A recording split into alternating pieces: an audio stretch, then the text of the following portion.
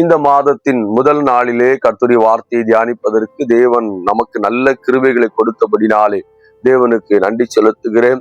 கடந்து போன 2 மாதங்களும் கர்த்தர் நமக்கு நல்லவரும் வல்லவருமாக இருந்து அவர் நம்முடைய கரத்தை பிடித்து நடத்தி இந்த 3வது மாதத்திற்குள்ளாக அழைத்து வந்தபடினாலே நான் தேவனுக்கு நன்றி செலுத்துகிறேன். இந்த நல்ல நாளிலும் கர்த்தருடைய வார்த்தையை என்னோடு கூட சேர்ந்து கற்றுக்கொள்ளுகிறதான எல்லா கர்த்தருடைய பிள்ளைகளையும் இயேசு கிறிஸ்துவின் நாமத்திலே நான் வாழ்த்துகிறேன். நாம் பார்க்க போகிறதான தேவ செய்தியானது நம்முடைய ஆண்டவராகிய இயேசு கிறிஸ்துவின் மரணத்தை சார்ந்தது.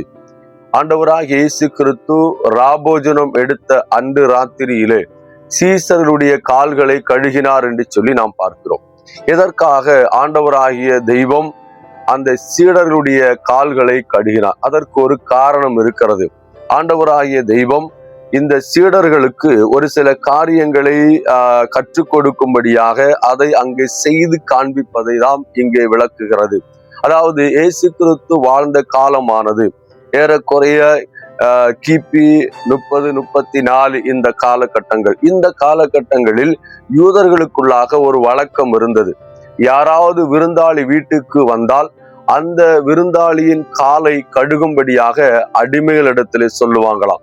அப்ப அடிமைகள் அவங்க கால்களை கழுகுவாங்களாம். இது அந்த காலகட்டத்திலே வழக்கமாக இருந்தது.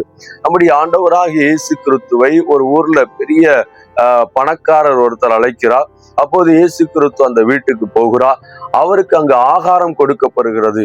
ஆனால் அவருடைய கால்களை கழுகல. அவர் சொல்லுகிறார், நான் வந்தபோது என்னுடைய கால்களை நீ கழுகல. அப்போ இந்த வார்த்தையுடைய பொருள் என்ன அப்படின்னா, ஒரு நபரை கனப்படுத்துவது இது முக்கியமாக காணப்படுகிறது. ஒரு நபரை கனப்படுத்தும்படியாக தான் அந்த காலை கழுகுகிறார்கள் என்று சொல்லி நாம் இதிலிருந்து புரிந்து கொள்ள முடியும். அப்போ இந்த இடத்திலே ஆண்டவராகிய தெய்வம் எதற்காக கால்களை கழுகினார் என்று சொன்னால், தம்முடைய சீசர்களை கர்த்தர் அங்கே கனப்படுத்துகிறார். இது ஒரு முக்கியமான காரணமாக காணப்படுகிறது. இது தாழ்மையின் உச்சகட்டமாக காணப்படுகிறது. நம்முடைய ஆண்டவராகிய தெய்வம் ஒரு லீடராக இருக்கிறார், ஒரு தலைவராக இருக்கிறார், ஒரு குருவாக இருக்கிறார், ஒரு தெய்வமாக இருக்கிறார், ஒரு நல்ல மெய்ப்பனாக இருக்கிறார். இப்படிப்பட்ட எல்லா குவாலிட்டியும் அவருக்கு இருந்த போதிலும், வானத்துக்கு பூமிக்கும் சகல அதிகாரங்கள் அவருக்கு கொடுக்கப்பட்டிருந்த போதிலும் அவர் சீசர்களுடைய கால்களை கழுகினார் என்று சொல்லி வேத வசனத்தின் அடிப்படையிலே நாம் பார்க்க முடியும். அப்போ ஒரு தலைவன் எப்படி இருக்க வேண்டும் என்பதை இந்த இடத்திலே அவர் செய்து காண்பித்தார் என்பதை நாம் இந்த இடத்திலிருந்து புரிந்து கொள்ள முடியும். ஒரு தலைவன் உண்மையில் இப்படிதான் இருக்க வேண்டும் வேத வசனத்தின் அடிப்படையில். அதாவது உலகத்துல இருக்கிற தலைவர்கள் வேற, ஆமென் சோத்திரம். இந்த வேத வசனத்தின் அடிப்படையில் ஆண்டவர் நமக்கு கொடுத்திருக்கிறதான அந்த தலைவர் வேற. இந்த தலைவருக்கும் உலக தலைவருக்கும் ரொம்ப வித்தியாசம் இருக்கிறது. அப்போ ஒரு தலைவர் சீசர்களுடைய கால்களை கழுக வேண்டும் என்று சொல்லி இந்த இடத்திலே மிகவும் தெளிவாக வேதம் நமக்கு கற்றுத் தருகிறது. நம்முடைய ஆண்டவராகிய தெய்வம் சீசர்களுடைய கால்களை கழுகினார் என்பதை இந்த வேத வசனத்தின் அடிப்படையில் இருந்து நாம் புரிந்து கொள்ள முடியும். அப்போ ஒரு தலைவனாக தேவன் நம்மை தேர்ந்தெடுத்திருக்கும் போது நமக்கு கீழே இருக்கிற மற்றுள்ளவர்களை நாம் கனப்படுத்த வேண்டும். அவர்களுக்கு முன்பதாக நாம் தாழ்மைப்பட வேண்டும். அதாவது ஒரு தலைவன் என்று சொன்னா அவன் தனக்கரம் பிடித்தவனாக அல்லது ஒரு பெருமை உள்ளவனாக, மற்றுள்ளவர்களை அடக்கி ஆள்கிறவனாக, வேலை வாங்குகிறவனாக இருக்கக்கூடாது என்பது ஆண்டவர் இந்த இடத்திலே கொடுத்திருக்கிறதான ஒரு முக்கியமான உபதேசமாக காணப்படுகிறது.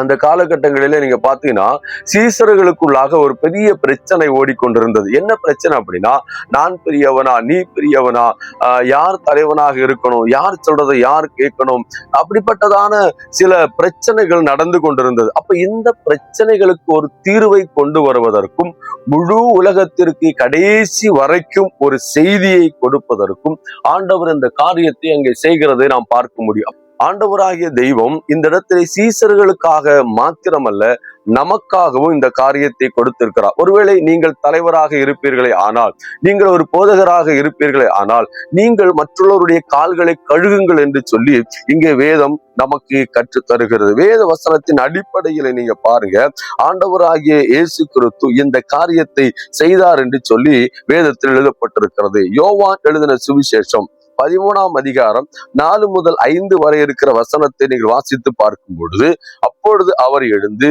மேல் வஸ்திரத்தை கழற்றி வைத்து ஒரு துண்டை எடுத்து அறையிலே கட்டி கொண்டார். பின்பு பாத்திரத்தில் தண்ணீரை வார்த்து சீசருடைய கால்களை கழுகவும் தாம் கட்டி கொண்டிருந்த துண்டினால் துடைக்கவும் தொடங்கிறார் என்று சொல்லி அங்கே சொல்லப்பட்டிருக்கிறது. அப்போ ஆண்டவராகிய இயேசு கிறிஸ்து பாருங்க, ஒரு தாழ்மையை அங்கே பிரசங்கிக்காமல் ஒரு தாழ்மையை செய்து காண்பித்தார். இல்லைன்னா தன்னுடைய வாழ்க்கையிலே அது ஒரு முன்மாதிரியாக வைத்தார் என்று சொல்லி வேதம் சொல்லுகிறது.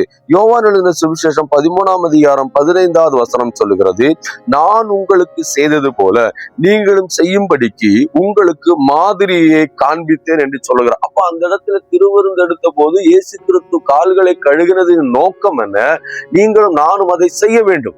ஒருவேளை நீங்கள் ஒரு 10 பாஸ்டுக்கு தலைவராக இருக்கலாம், அல்லது நீங்க ஒரு பெரிய தலைவராக இருக்கலாம். அப்போ தலைவராக இருக்கிற நீங்கள் என்ன செய்ய வேண்டும்? மற்றுள்ளவர்கள் உங்களுடைய கால்களை கழுக நீங்கள் அனுமதிக்காதபடி நீங்கள் அவர்களுடைய கால்களை கழுக வேண்டும். இதுதான் உண்மையிலே இயேசுவை பின்பற்றுகிற ஒரு சீசனுடைய அடையாளம்.